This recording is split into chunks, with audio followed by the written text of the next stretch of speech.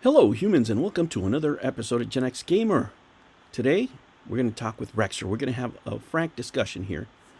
Rexer, buddy, you're wondering why people voted for Trump, specifically me or Hispanics. You made a couple of generalizations. Now, let me tell you this in the simplest way possible, it's because people can't afford Donkey Kong machines like you, or afford very large gaming collections like me. We are very privileged, man. We are very privileged, especially during the last 4 years of the Biden administration, and people experience them different ways. The U.S. is a very large country. And, don't believe all the rumors that you heard out there that I have a fifth grade education. I don't. I had a couple of the comments that you made here are a little passive aggressive, right? But I'm going to talk to you like I would talk to my friend that was suffering from what you still have, right? And let me tell you, it's no hate. I'm an absolutely big fan of the show. I wish it was longer. I wish all your streams were longer. I think that to have a back and forth with the industry is a good thing to keep the pulse on the industry and just keep them holding people accountable. I think it's a good thing, right? However, I disagree with you probably on John D. I think John D should still be around because with him around, there's more content. Purely selfish reasons, right? The more companies we have, the better it is, right? Not everybody can afford what you can afford, and your experiences are not everybody else's experience. Now, I tried to put all your comments up there. I hearted every single one of them. It looks like they're showing as of now, right? So you can go in there and look at them, and you guys can see the context of what I'm talking about here. Now, I've had a lot of respect for, and I still have a lot of respect for the Rexo show and its content, right? I'm not making a video to, chastise them or demean them in any way, right? But I have to address some of the points that you made here, right? Specifically, two of them, because you made it twice. One of them is, but it is interesting how people determine who is racist and who isn't. It amazes me, right? That is one observation you made. And these comments were getting blocked because, of course, the nature of the conversation. Here we go. You're talking about Trump here, and it says, my initial response may have gotten held, restricted. Anyhow, I'm amazed how a human mind and thinking, I'm amazed at the human mind and thinking process. Right? You're specifically referring to me, in my opinion. You're missing some context. Right? You're missing some context, number one. Number two, buddy, you got to let it go, man. You lost the election. Okay, this people are not going to tell you this, but this TDR that you're showing here, right? It's annoying. People don't want to hear it. The election is over. The reason Hispanics won't tell you what I'm going to tell you is because they don't want to hear it, right? They don't want to hear the preachy narrative that comes from your party.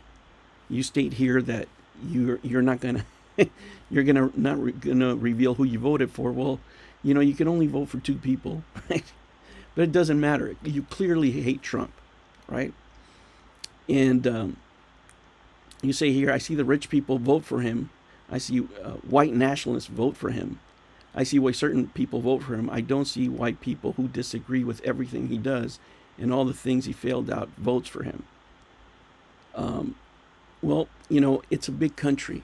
Your experience is not everybody's experience, right? And to try to put your opinions to everybody is not a good thing. To make assumptions, right, on everybody, right? And I'll just talk for what you addressed, which is my reasoning, right? It's a little passive aggressive, let me tell you. I mean, but when you're discussing something like this, right? You may want to choose your words more carefully, especially when it comes to judging people's intelligence, specifically when you're dealing with minorities that don't vote the way you do, right? I'm a proud American, right? I'm of Salvadorian descent, right? My kids are half Mexican. My nephews, I have Jewish nephews. I have grandkids that are half black, nieces that are half black. So my family is very diverse. My new daughter is half Filipino, right? My grandkids, I have Filipino grandkids too. So it's a very mixed family, right? So your experience wherever you live, and I don't know where that is, could be very different than mine. But Rexer, you got to let this go, especially when you're talking to minorities. Most Hispanics that you're going to meet out there, second generation, third generation Hispanics, voted for Trump. That's just a fact, right? And the reason they don't hit back at you with whatever, something like this, we just stay quiet because we don't want to hear it, right? Let me give you an example of the type of crap that we have to hear on the regular. I mean, you're not doing this, right? But the person, right, the person who I'm addressing, right, this is their narrative here. Let me just put it onto you so you can get a gist of what the conversation was. They'll take you too. They don't really care. Why do you think they're going to take me too? Because you have brown skin. That's pretty racist. I'm an American citizen. Doesn't matter. So you think I'm going to get deported? You could. So this woman right here thinks I'm going to get deported because I'm a brown woman. That's an extremely racist thing to say, ma'am. And it is. It is, right? People don't realize it. Sometimes there's some cultural insensitivity, right? But when you mention things of intelligence, right? I don't know that I know you in a way where you could judge my intelligence. Part of the reason I talk the way I talk in my channel is because I'm tired of talking technically at work, right? But let me ask you: do you think my mind was, not working properly, or wasn't reasoning well when I voted for Obama twice? Was it not working well when I voted for Bill Clinton? Right? I vote on policy. I vote on what's best for my family at the moment. And unfortunately, the Biden administration, right, was terrible for Hispanics and Catholics. And those are the two major groups of the Hispanic community, right? Look at these maps here. This is California. This is where I live. In California, okay, contrary to the narrative, to all the victimhood that you see out here on YouTube, Hispanics, we make the majority of California, right? We're about 42% of the state. Whites are second. They're about 37%. Now, this is 2020 on the left. On the right is 2024, right? Do you think all those people lost their mind? Or do you think it's because Hispanics voted en masse for Trump? It's that. They voted en masse for Trump, right? Not every single individual, right, that voted for Trump, no matter what the race, because I went to the Trump rally, let me tell you, and it was a majority white. It was a majority minorities. It was mostly Hispanic and Asians, right? That made the larger group. Of course, there was a lot of whites, right? But it was very diverse. And you could go there was a lot of business owners, right? But people vote for different reasons. The way you experience the last 4 years are not the way the way that people, Hispanic community, experienced the last 4 years, let me tell you. Why do you think this map changed like this? Do you think it changed like this because their reasoning wasn't working? Or do you think it turned like this because a lot of these people that were coming into the country were going into their neighborhoods, raising up the prices of everything, right? Because when you can't afford rent, right? We're very privileged. You and I sit in front of thousands and thousands of dollars worth of toys. That's what we do, right? But can you imagine 6 people living in a house because they can't afford an apartment? That's what was going on. If grocery prices went up, if you would buy $120 worth of groceries and all of a sudden turn into $200, for us, it's concerning, but it's okay. For most of the people out there, that's a huge hit. Now, it didn't affect you that much because, you still got more machines. It didn't affect, you didn't have to sell off machines, right? You weren't doing any of those things. For me personally, right? For me personally, I can tell you that during the Biden administration, I lost about $20,000 worth of salary, right? So now I have 2 candidates, right? And you clearly state your case here why you think this man thinks this way, right? Tulsi Gabbard chastised your candidate, right? Because who else did you vote for? Because she was keeping people in jail in California longer than they should have. Do you think she was keeping white people in jail longer than she should have? Or do you think that it was minorities that make up most of the state? Of course.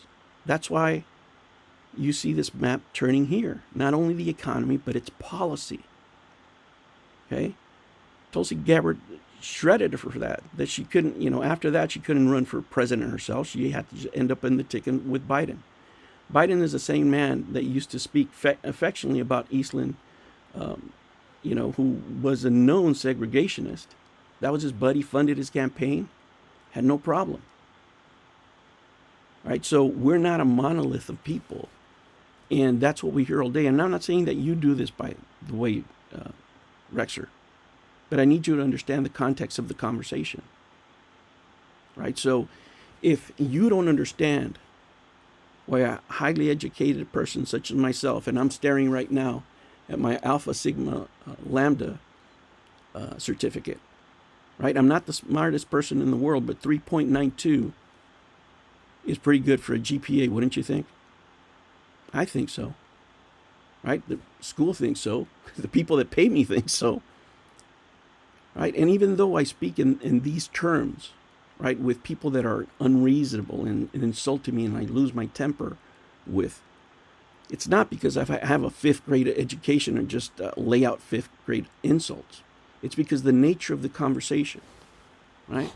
So let's get into something deeper, right? And again, I'm being respectful, even though, let me tell you, questioning somebody's intelligence is pretty passive aggressive, right? But it's not going to keep me from enjoying your content. I don't expect you to know me off my YouTube videos or my background, right? But you make assumptions here, for example, that rich people vote for him. Most rich people actually back Kamala. That's a proven fact. That's why she blew over $1 billion, right? And it's their policies. It's their policies, right? So when you say there's more, but it's just interesting how people determine who is racist and who isn't, amazes me.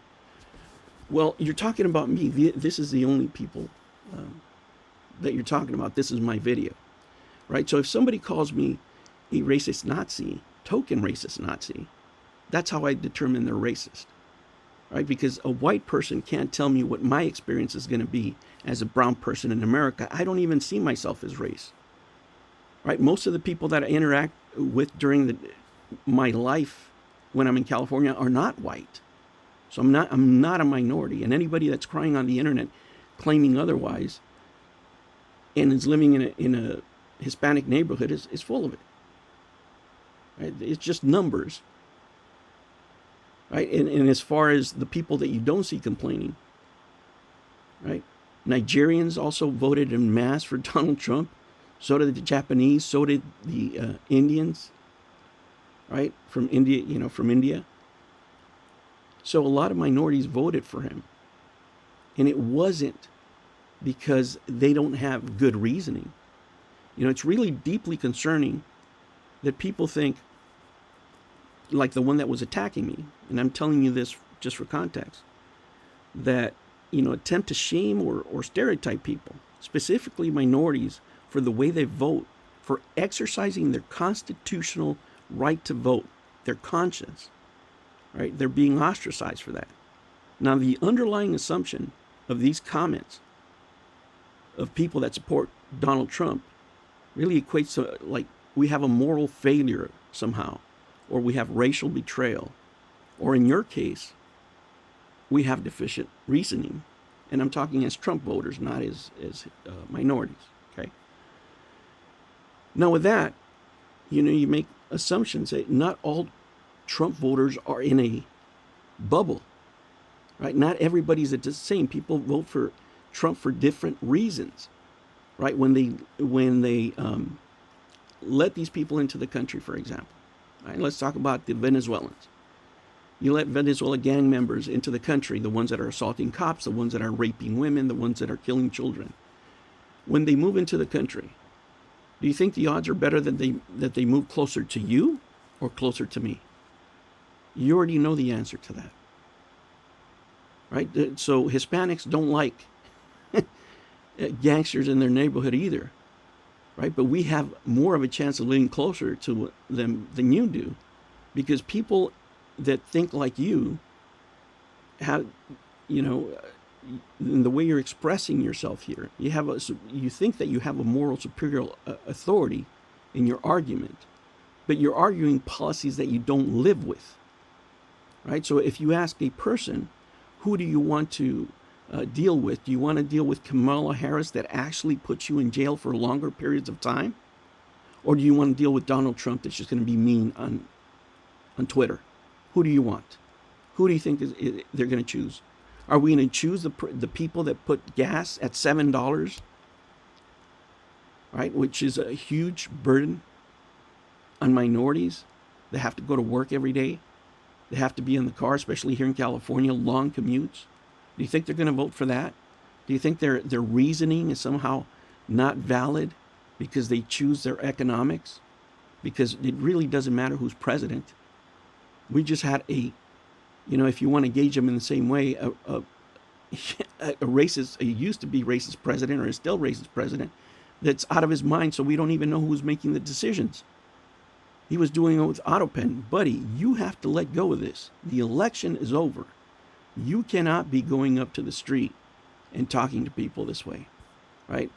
Because they're just going to ignore you. They're not going to take you seriously. I'm telling you, if you walk up to Hispanics with this argument, most of which voted for Trump, they're just going to nod at you and agree with you, but they're not, right? They're not actually doing what you think. They're just agreeing with you because they want to be quiet, because we're tired of hearing these arguments, right? For us, the bigger reflection are the words, for example, of Malcolm X, who warned of the most dangerous person, right, in the black communities back then, and it was a white liberal, the white savior, would use people as political pawns. There's a very uncomfortable echo that is still out there today when we see these kind of arguments, especially for those of us who are Generation X that grew up here in America, that are politically literate. Now, the thing here is, if somebody voted for Trump, right, the assumption is the same assumption that you make here on your argument, is that you don't understand the thinking.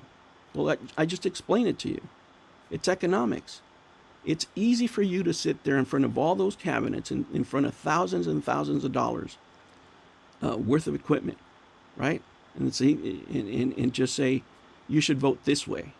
Well, what if people are hungry? What if people can't afford eggs? People can't afford Donkey Kong, buddy. Okay? That's the reason they don't vote with you. That's the reason your words sound hollow. But also the reason people don't want to argue with you, right? Because it's annoying. They're not going to tell you that. I'm telling you that. And I'm telling you that because I appreciate your content. If I didn't care, I'd just let the comments go. But when you assume those things out of people, right? You don't know their background. We've interacted on YouTube, but you don't really know me. You don't know my political beliefs. You don't know, what my political process, right? But especially you wouldn't know that Latino communities, because of the way you speak, right? How Latino communities have suffered disproportionately under the Biden administration. High inflation, surging house costs, rising crime, right? Because when they send us criminals, they're not sending them next to your house. They're going to be closer to us. Don't you think that's a reason not to vote for these people? Because we're going to get more of the same? Because the rent prices are going to go up? Right? And this shift that you see on that map, okay, the shift that you see on the map, that is no coincidence, right? This is not because the voters were ignorant, right, to the rhetoric of all the headlines of everything that you read from MSNBC or wherever you got your clippings from, right? Many of them saw firsthand the policies, how bad they were, the grocery bills, the rent payments, how crappy the public safety is, right? And in none of your arguments do you ever make any compelling argument for the other side. How can you not understand?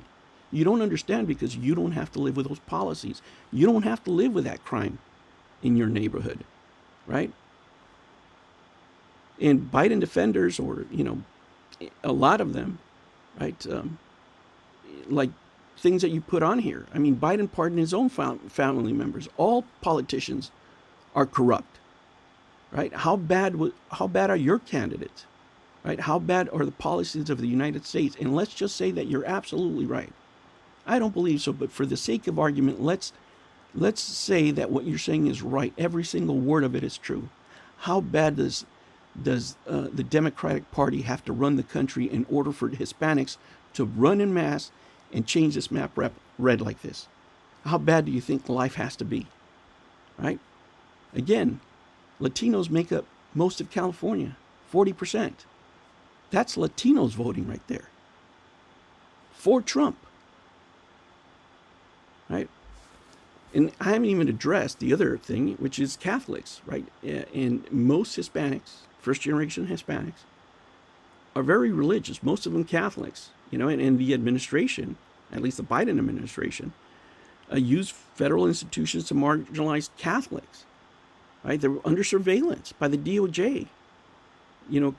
Catholic parishes, they were had mandates, and the founding fathers were very clear on this.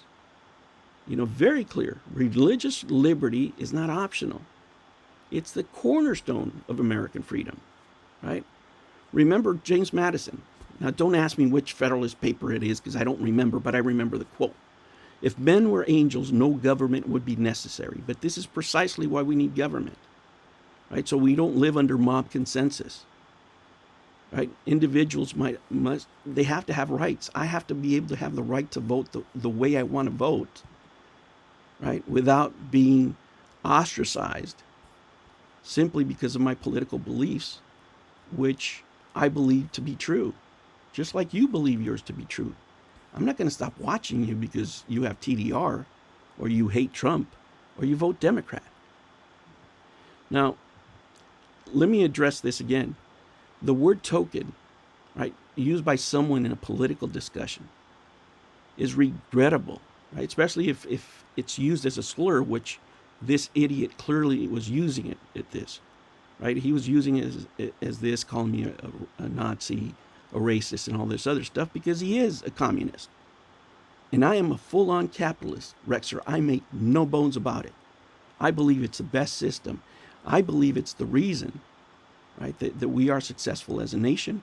It's the reason that my mom made sure that her son was born in this country because she was influenced by President Kennedy back in the day. All their people have their hands out today. Again, and if you were to say, don't ask what your country can do for you, ask what you could do for your country. If you said that right now, Rexer, what would people think? How do you think they would think that you would vote? That's how far off your party is. That's how far off the thinking is that something as patriotic as that is being misconstrued by people. And the biggest mistake you make here, let me tell you, and the reason why people will find you annoying if you make these kind of arguments, is because a vote is not an endorsement of the personality, right? It's an endorsement of policy and governance. And things were better when Trump was president. Again, right? That's just the facts. The economy was better. People saw, bigger paychecks, better lives. So not supporting Trump does not make someone, a racist or not a racist, but presuming that in this case, this person, not you, okay, this person, presuming that Latinos must vote Democrat to be authentically Latino is absolutely horseshit. Okay? That's a form of soft bigotry. It really is. And this is a nation where we should have grown that a long time ago. Right? Remember what Kennedy said back in the day, right? The rights of every man are diminished when the rights of one man are threatened. That's when I don't bend the knee. I don't bend the knee. I don't have to justify my vote to anybody. I don't have to justify my political beliefs to anybody. And when somebody uses racial language like that, I'm going to defend myself. Period. Because the word token is being used as a slur. And it has nothing to do with Trump. So the argument you're making here, it's a false equivalency to the argument that I'm having with these other people. But again, I'm just going to tell you this as I would tell a friend. You got to cut this out, especially with Hispanics. Nobody wants to hear this preachy shit. You lost the election, buddy. Get over it. Probably the best way to put it is people voted for Trump because they couldn't afford Donkey Kong machines like you could. They can't afford the things that you can, and you get it through hard work and all that other stuff. I understand, right? But you didn't experience what they experienced during the recession, right? And again, all these people, right? All these people didn't lose their mind. I didn't lose my mind when I voted for Clinton, for Obama, or anybody else. And when the next turn comes, I'm going to do my votes on policy. Again, I don't know who's going to run. I have no idea. But for example, I don't like war. I need somebody that's anti-war. I want the dollars here at home. It's going to be about policy. Who am I going to vote for next? I don't know. But the one thing I'm going to tell you is I'll be a better educated voter than most people out there. I'll know more about our founding fathers. I'll know more about my political heroes than most people out there. And I hope you understand my reasoning now and the reasoning of people that en masse didn't so much vote for Trump, but walked away from the failed policies of some of the people that you admire. All right, humans, that's it for this episode. There is no hate, Rexer. I'll still keep watching your show. We're still going to be at odds. I think that John D needs to return with another company because we need more content out of you. But I hope that explained to you why people chose not to vote for Kamala.